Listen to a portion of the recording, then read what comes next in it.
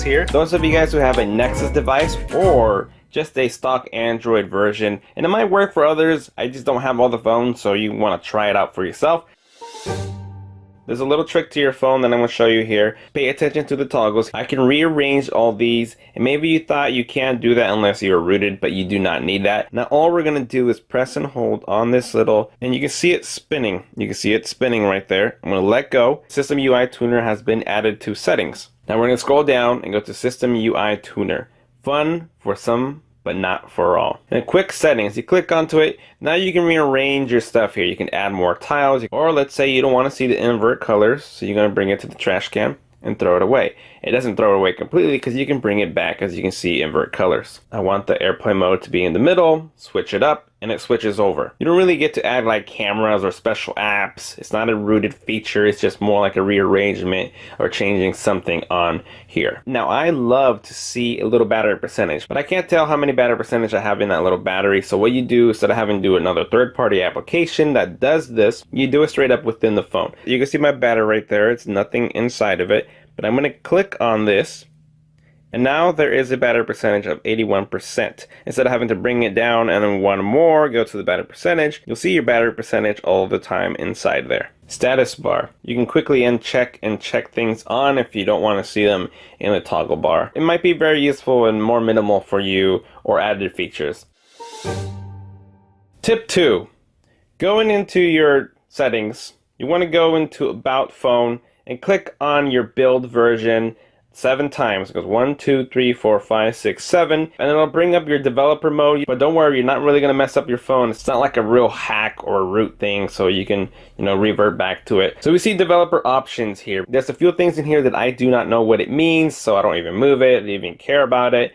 But you can see there's USB debugging mode. That's if you want to do some kind of computer hookup to do like tethering some sort with other applications, or like bug reporting. I'm gonna hold the power button. You can see that's all we get. Select on that, now press the power button, now we get bug report. You can show touches, so if you want to see where your finger is hitting things, there's a little bubble there underneath my finger, you can't really tell. But if you want to see where it touches, so make sure it's registering, you can have that on and off. And this is where I used to come to all the time to change the animation scale, because maybe the way things pop up or move, you see that movement right there that comes up. We can move it into slower speeds. We'll do 5 times and you will see the animations are starting to get really slow. So now push that and you see that? The animations move very smoothly and very slowly. So if you want to make your phone feel faster, you want to set it at like 0.5 or even turn them off completely. It just looks and feels like it sped it. And if you go off, that means you're going to save some battery as well. And everything's just going to just show up. It's not going to have any animation, just going to show up. Strict mode, show CPU usage. You click on that. You get your CPUs there showing up. Every time you leave an activity, it'll close it so it's not running in the background. You can see background process limit. If there's apps that you don't really use but you still want to keep installed, you can just touch on that. And inactive means it's not going to try to run or keep working in the background. It's going to stop it. So you got ways to turn them off if they're not active but you still want to keep them. And that's also a step if you wanted to root. Maybe you don't have enough internal memory. You already removed your pictures, videos, and moved files over to make room, but you still don't have enough. Well, this is what you got to check out. Go into your settings, go into your storage and USB. It might say something different. Just go to your storage. As you can see here, I've only used less than 6 gigabytes on my 64 gigabyte. The reason why I don't have a lot of stuff taken, because I remove a lot of apps, I remove a lot of games, and all my pictures and videos go over the cloud on my Google Photos. So I will always have enough room. But we can see the apps are what takes the most memory on my phone. But going to the bottom, we can see cached data. There's 1.2 gigabytes of data being used, which can be released and nothing bad will happen to your phone. Let's clear that. I'm going to clear that. I've seen it up to 5 gigabytes of cached data. Now look at my memory, the 4.60. Now release more memory for me to be able to download if you weren't able to. So that's another tip there. But also, guys, I recommend storing your pictures on the cloud. Tip number 4, disabling applications. Those of you guys who have a lot of bloatware or applications that you never use but you can't remove them because you're not rooted. Play movies. Now, I can't remove play movies. Now maybe your home launcher does not allow you to do it this way, but you can see I'm going to go to app info. Now, if you want to go into your apps, you want to go into your settings, go to apps, and find that application again, Google Play Movies. Now, I can't uninstall it because I have to have it, but I'm going to force stop it. You don't need to press that at all, but it'll say computing there, which you don't have to wait for, and you press disable.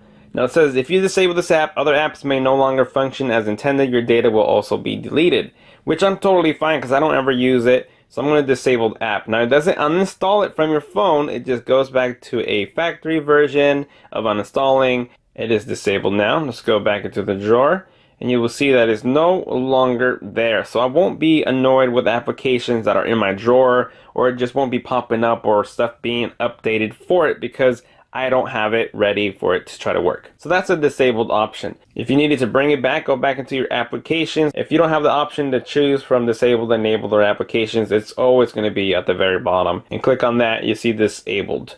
And those are the disabled applications. And lastly, for tip number 5, we want to go into NFC. My NFC is always checked on. It does not drain any battery, anything extra. There's no problem having it on. So what about NFC? Not only can you make mobile payments, paying in stores with your Android Pay, Samsung Pay, they use the same NFC, which is near field communication. But this is where it comes really handy. Let's say you wanted to do a application without the need of inputting any information. I'm going to open up OfferUp. Now I'm using my Nexus 7 tablet here, but it can be any other Android phone with NFC. Now I'm just going to combine these together in the back, and my NFC chip should be right there. Now you can see it got smaller, and I'm going to touch this, and it's going to beam it right over to the tablet here. And there's the application right there without me having to put any information, because I had this app open. Your friend might have been watching this app and he wants it. Same with Clash Royale. Put it over, cast it over, and there we have it, Clash Royale. NFC is great for a lot of reasons. You can even buy little tags to make profiles and a lot of things about NFC. NFC has been around for Android for around like 5 years or more probably. A lot of people don't understand them, and I haven't obviously educated a lot of people about it, but I've used it and I love it, and it's pretty much been a mobile standard ever since. So go educate yourself on NFC. Other people have great videos out there for you to check them out. So there you guys have it. Those are my 5 tips using my Nexus devices here. This is 2015 Nexus 6P, Nexus 7. The only devices I have right now. Even though I performed all these on my Nexus device, doesn't mean that you have to have this phone in order for those features to work. But it's definitely worth it for you to go test it out for yourself. And there you guys have it. Thank you for watching. And as always, I will see you guys next time. Later.